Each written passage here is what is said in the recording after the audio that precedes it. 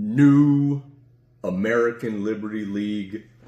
Listen, I know I don't have the face for videos or the voice for podcast. So for the 11 of you that are going to see this, I'm sorry. I am Daniel Leonardo Hernandez D. Hearn. This is my son, Emil Alexander Hernandez, in whom I am well pleased. This is episode 16. We're going to do a two-part episode, pre-election and post-election. This is the night before election day, so we're going to give you some thoughts, some predictions, and no news, no capitalist pig part, straight election coverage. Let me start. I believe tomorrow Trump is going to win. My reason for this isn't because I don't think Democrats won't cheat. They will. I don't think the system of the left and the deep state is going to cheat for Kamala. I believe they have a better candidate in mind in 2028, someone that's looks better, more well-spoken, better with crowds in Gavin Newsom. They can't win and rig every election. So if you have to lose one, why not get rid of Biden and Harris, which to me has been the worst administration in my life, maybe in history. Why not get rid of both of them by losing 2024 and then you fill their spot in 2028 with Newsom? I think there's going to be some things working in Trump's favor and Republicans' favor that usually don't, but I don't think this is a one-off. I think it's going to be from now on. I think men, masculine men of every color, including black men, which really, really hurts the Democrat Party, are going to come out in huge numbers this election and from now on for Trump and for Republicans. I think the Jewish vote that is normally Democrat is going to come out huge from now on for Trump and for Republicans. I think the Christian women vote that is pro-life is a bigger number and a higher percentage than Democrats and maybe even some Republicans think. Take all those things and the fact that I don't think the deep state machine is behind Harris, and I think Trump wins pretty handily tomorrow.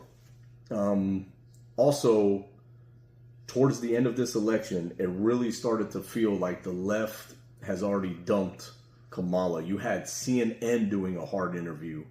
You had Biden coming out and calling Trump supporters garbage, which he has to know that brings his base out even more. She's had, I don't know, it feels like she has not had the backing from the deep state insiders that you would like at this point in a campaign. And to me, it feels like they're dumping her as well. Emil, tomorrow is your first election. This has been the first race that you've been able to follow and actually vote on. Mm-hmm. Give me a few big things that we'll be voting on in Florida tomorrow. So, to me, there's three major things. For me, it is the presidential election, obviously being the biggest. I'm going to vote Trump. I think if you watched any of our episodes, you know that already. And then the two amendments, or Amendment 3, I think is an important one, and Amendment 4. How are you voting on those? 4. Amendment 3, I haven't fully decided. I don't think I'm going to vote on it personally because I am for decriminalization of marijuana, but I don't think Amendment 3 does it in the correct way. On 4, I'm voting no on 4 because that abortion bill is absolutely awful. Agreed. And I want to add one thing. When you talked about Kamala Harris not having the backing of the Democrat Party, I don't think she's ever had it. I think in 2020, she was the 22nd or 24th person in the Democrat race. She came in pretty much last place in the race. I think she didn't have it when it was looking like Joe Biden was going to drop out. Do you remember how they were all talking about how bad of a candidate she was? Then, when she did become the presidential nominee, Biden began talking bad about her instantly. She's not as strong as a candidate as me, putting on the MAGA hat. I do agree that I think calling Trump supporters garbage was another thing to help Trump, although it may not sound like it. And I think now with CNN and the media turning against her, I think they want her out of there. That's just my personal take on that. Agreed. And I think the play all along, if she won fair and square, I think they would be okay with that. I think being a minority woman always gave her a little bit of a chance. If she won fair and square, I think they'd have been okay with that. But I don't think they were ever going to back her to rig another election. And I agree with Emil. I think they knew that very early on, and this was their way to get rid of Biden and Harris. If Harris loses this election, there's no way that she's coming back in 2028. I think Gavin is the natural fit. I think they will find another Walls type that has the connections to China, because I believe the deep state is different fractions, and I believe the China fraction holds a lot of power. So, I just don't think they were ever going to rig this election for Kamala. I don't think that was ever in their cards. How will you be voting tomorrow? On the amendments, on the presidential race, maybe some of the representatives and senators? The big ones, I'm going to give you my big ones. Trump, of course. Even though I don't like him, I will be voting for Corey Simon, a Republican that ran on not being with DeSantis on the 6-week abortion ban. I will be voting for Rick Scott. And breaking news, Rick Scott is the new Senate Majority Leader. So congratulations, Rick Scott. I'll be voting no on 3 and no on 4. And also, we are now calling, breaking news, we're calling Florida for Trump. You heard it here first. Trump carries Florida by 14 points. Amazing. I think we've got that so early. Safe bet. Emil, is there any, and we talked about this, we disagreed on some states, agreed on some other states, but we came to a consensus on the states, the way they're going to go. Is there any particular surprise state that you have in mind? There's one that I've been calling since we were in Crestview, when we were watching his Catholic dinner, the charity dinner. I've been saying New York is going Trump, and that is a shocking surprise because they've been blue for so long. But all of his rallies there have been going nuts. New York has been trash for so long, and especially since COVID, they've had the governors having to quit. They've had mayors have to quit. Everything is falling apart in New York. The crimes through the roof. And they're all seeming to back Trump all of a sudden. Their crimes through the roof. They got illegal immigrants taking over schools and hotels. And Trump has New York connections. I mean... Oh, and the Jewish vote in New York, I think, is going to be pretty big. And if Jews are leaning Trump because of all this stuff in Israel and Palestine, I think that also helps him out. I agree with the kid. I think New York State, I think, is going to go red. We got some states that we believe are switching. I'm going to give you a few of the big ones. Michigan, we got going red. New Jersey, we got going red. Nevada and Arizona, we believe, are going to go red. And another interesting one that we talked about was Hawaii. Well, some of y'all may not remember this because it was like 3 years ago, but when all those Hawaii fires happened, it was under Biden, and they botched the recovery response to that. So I think that could switch over Hawaii. And when it comes to Nevada and Arizona, if you remember the 2020 election, those were one of the 5 states. Those were 2 of the 5 states that ended up shutting down. Trump and I believe Trump probably legitimately won those last time. And the biggest one that we agree or think is going to flip, not the biggest surprise, but the biggest swing state, the biggest prize that they're both going after is going to be Pennsylvania. All of Kamala's rallies at Pennsylvania have looked absolutely horrible. And if you just compare the 2 rallies, it looks obvious. She looks desperate. Yeah. The last few days, all of her focus and attention has been there, which tells me that something in their polling says that she needed to spend extra time there. And to me, that looks just looks desperate. If you want to see our map, should we show on the map? Yeah. I mean, the illustration on this map, the writing, the penmanship, this is gorgeous. I think this belongs in a museum.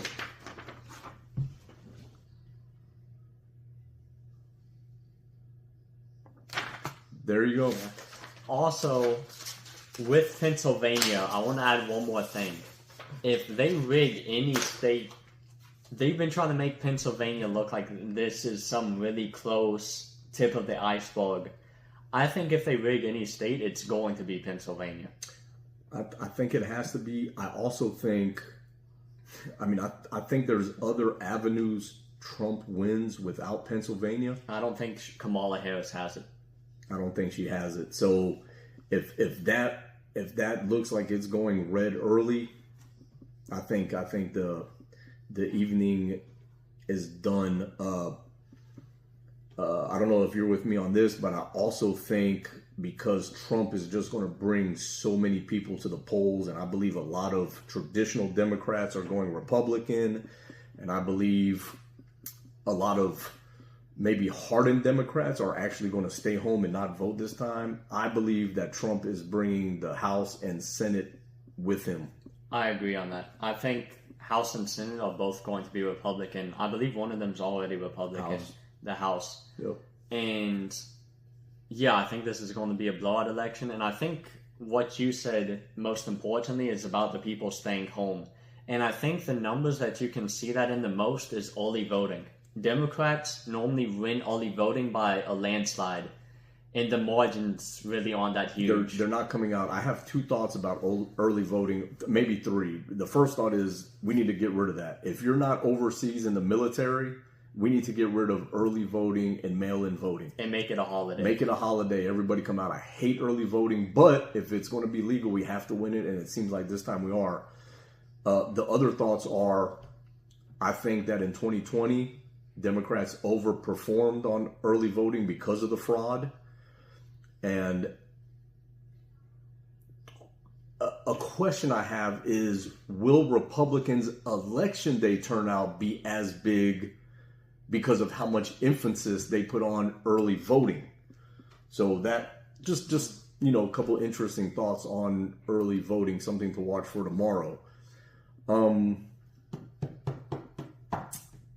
don't know, Emil, what else? What if Trump? 2 questions. I'll ask you one at a time. If Trump wins, what do you really hope he does? What are you looking forward to? Man, I have seen the most exciting collaboration just happen this week. And we already knew Elon Musk was on the team. Mm-hmm. I think that's a great addition. We've heard him talk about cutting $2 trillion out of the budget easily, which I think he can do because he's a businessman at heart. So is Trump. But Trump kind of likes spending. And I think Elon Musk being on the team will limit that. Mm-hmm. I heard Elon Musk talk about joining up with not Rand Paul, the younger one, but Ron Paul. And I think that's going to do 2 things. I think that's going to bring libertarians over in terms of voting. And I think if Ron Paul seriously joins the team, spending and government agencies are getting cut like crazy. That would be huge. I would love to see that. I've been saying for decades the Republican Party is going left and left and left and left.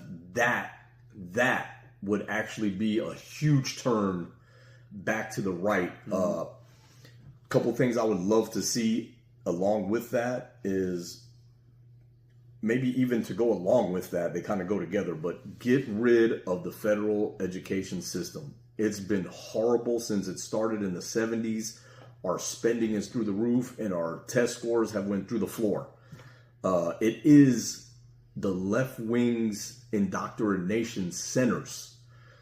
So if you ever want to win back the nation, you have to cut the federal education system. And I think obviously with Trump, you're going to get better energy prices, better gas prices lead to prices on everything coming down. It's just how it works. When you bring down the price of petroleum, you bring down the price of everything shipped and everything made from petroleum. It's just so great to bring prices down. It's the easiest, fastest way to bring prices down. So those are some of the things I'm looking forward to the most. If Harris were to pull it off, if Harris wins, and there is a chance, there is, as optimistic as I am, as the numbers that I hear they have promise that everything's moving the right direction, Harris still has a chance. It's going to be a close race. If she were to win, do you think it's more of the same? Do things get worse? Do they do better because the left ends up backing her better and wants her to look better? What are some predictions if Harris wins? So I think there's two different types of Harris wins to start off. I think there's Harris wins, and somehow they also win the Senate and the House of Representatives. In that case, I think we are in really big trouble. And then there's the other case, which is Harris wins and loses one of those two, and then at least things can be blocked. Some things. At least some things. I think if she wins all of it, yeah, we're going to be in bad shape. And we have a part 2 of this episode coming out, which you're going to see after the election. I'm going to tell you now, if Harris wins, our part 2 is primarily going to be talking about secession. Leaving the Union. I'm going to be calling for Florida to do it. I believe he's going to be calling out some other states that he wants to join us. But I'm going to make a big push, since we have Ron DeSantis, who I believe is truly conservative, pretty libertarian. I think he'd be the one governor who would really be backing it. And Texas has talked about it before. So if we get Texas, Florida, and some surrounding states, we'd automatically be considered, I think, the second biggest country in the world. And we'd take over as first right after. I think that no matter what, whether there's a Harris win or a Trump victory, I think in order to save the republic, we got to split the nation. Unless Trump does some huge things, every Republican president from here on out is a 4-year stopgap, because the left owns our government. The globalist left, the communist left own our government. So I'm no matter who wins, I'm going to always think that it's time for us to split the nations. The difference is we're too far apart. We used to be apart on the small details. Now we're apart on values and what America even is. So I'm going to always think that in order to save the Constitution, in order to save the Republic, you got to split the nation. But I will say it depends how she wins. If it looks legit, it's going to be a lot different than if there's another rigged election. I agree. If there's a rigged election, I believe Wednesday morning somewhere there's going to be shots fired from our side. And I'll say this. If Trump wins, which will be legit, we all know that'll be legit. If Trump were to win, the left is going to go ape shit. They were trying to kill the man, 2, possibly 3 assassination attempts during the campaign. He still has to make it to January. I wouldn't be surprised if there's more attempts. I wouldn't be surprised if there's attempts on JD, Musk, Tulsi, anybody connected to him. I wouldn't be surprised if there's riots that we both know won't be grassroots riot. They won't be mostly peaceful protests. They will be George Soros paid for and globalist paid for riots. So That's going to happen no matter how Trump wins. There's only one way Trump's going to win, and that's legit. With Harris, it really depends on, does it look legit or does it look like there's another 2020? I'm not sure she can win legit. I mean, I know it's possible. It is in the cards. But none of the stats, none of her rallies, nothing looks like she could possibly win this election legit to me. It looks, if the numbers are legit, it looks like an 80-20 race to me. Like, it just does. If all of a sudden, my wife mentioned this earlier, she reminded us of this. If all of a sudden there's power outages, main water lines breaking, this precinct has to stop counting, this state has to stop counting, if all of a sudden that happens again, I think we're waking up in Civil War Part 2. I hope so. Wednesday. Yeah. And I hope so. Emil, you got anything to add? Any other predictions? What to look forward to? No, I think we're in agreement that unless something truly crazy happens, this is going to be a blowout. I expect, if that's the case, with how much early voting Republicans got in, if things go as usual on election day with Republicans having a bigger turnout, I think some of these states are going to start coming in really early. Yeah. And I think if everything's legit, I think this could be wrapped up. We could know who the winner is if everything's legit by 9 p.m. I think if these trend lines with black men, with Christian women's numbers surprising everybody, and with the Jewish vote, if those three trend lines stay on board the Republican Party, pan out this time for Trump, I think the Democrat Party, I think they already are banning rigging elections. If those three groups pan out for the Republicans and stay on board as Republicans, I think Democrats have a huge problem going forward number-wise. I want to add two things onto what he's saying.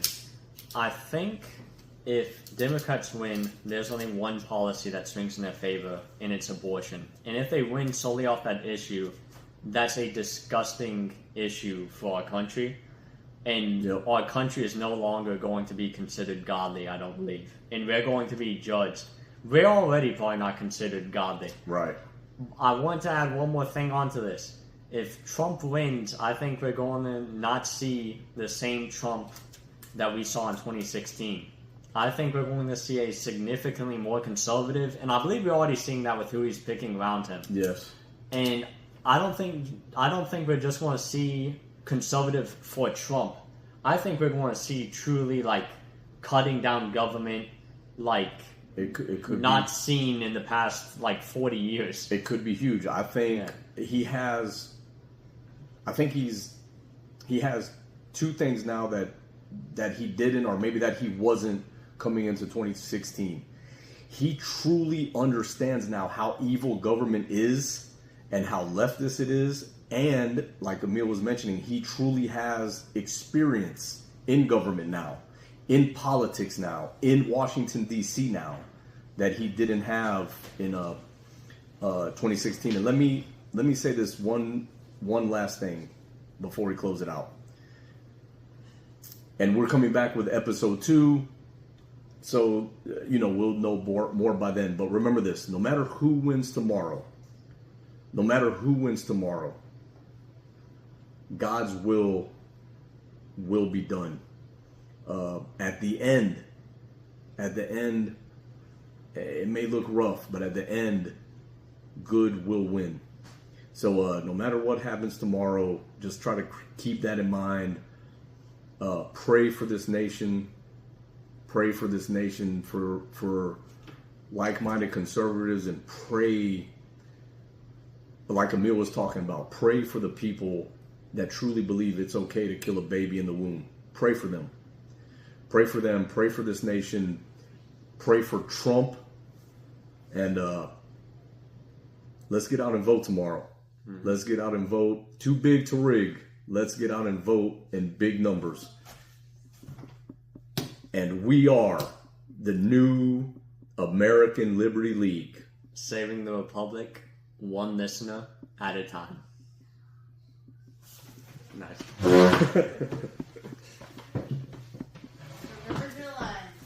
I was thinking about not doing it that time. Oh my god, I'd have killed you. I'd have killed you.